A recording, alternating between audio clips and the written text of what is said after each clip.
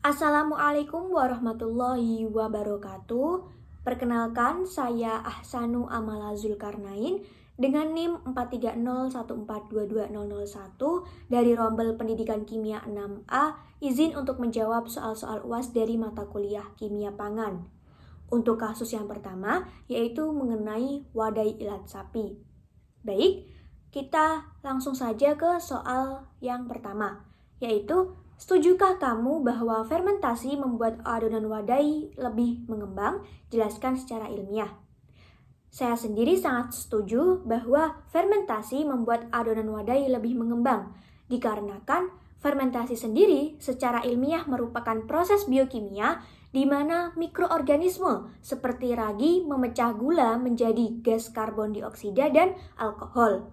Dalam konteks pembuatan wadai ilat sapi ini, gas karbon dioksida yang dihasilkan akan terperangkap dalam jaringan gluten atau pati dari tepung membentuk gelembung udara yang menyebabkan adonan mengembang dan menjadi lembut.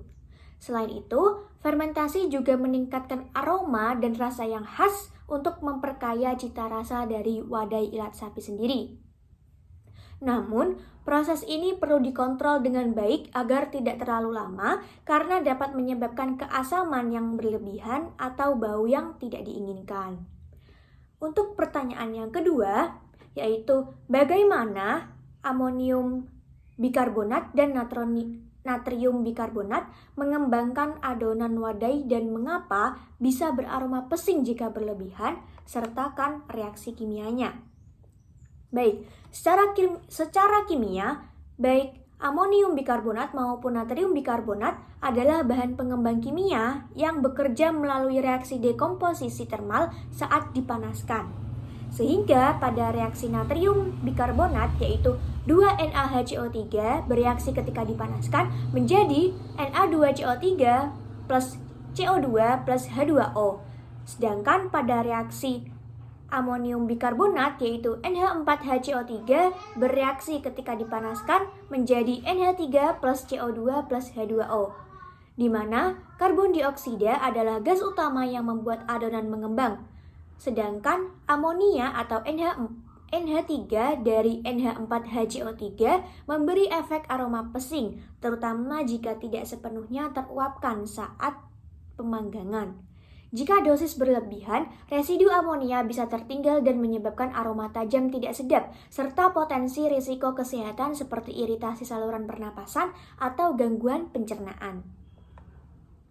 Untuk pertanyaan yang ketiga, yaitu berdasarkan data uji organoleptik, berapa dosis pengembang yang paling tepat? Jelaskan.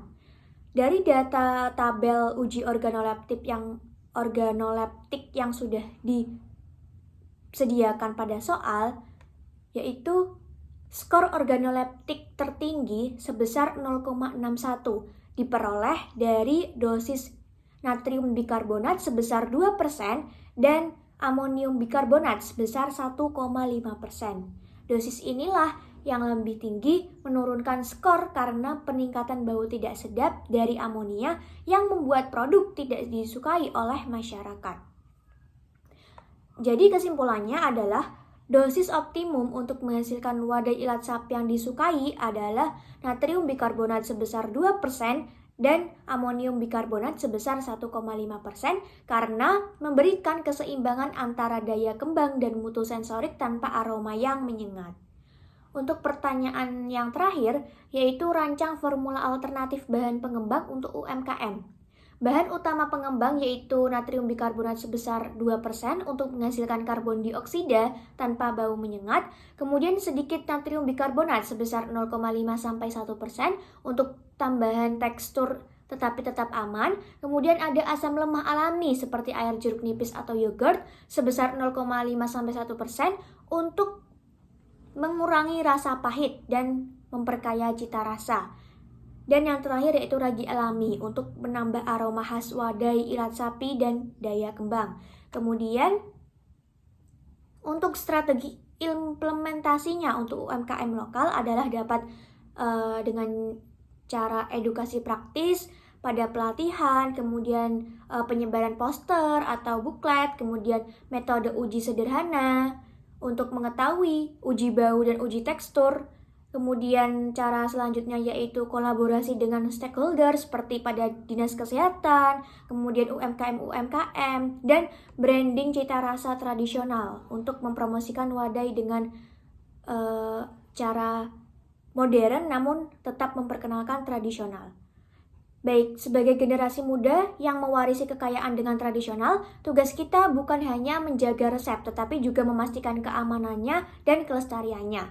Mari kita bantu UMKM lokal menjaga kualitas wadai ilat sapi bukan dengan meninggalkan tradisi, tetapi dengan memadukannya dengan ilmu dan inovasi. Baik, sekian dari saya. Terima kasih. Wassalamualaikum warahmatullahi wabarakatuh.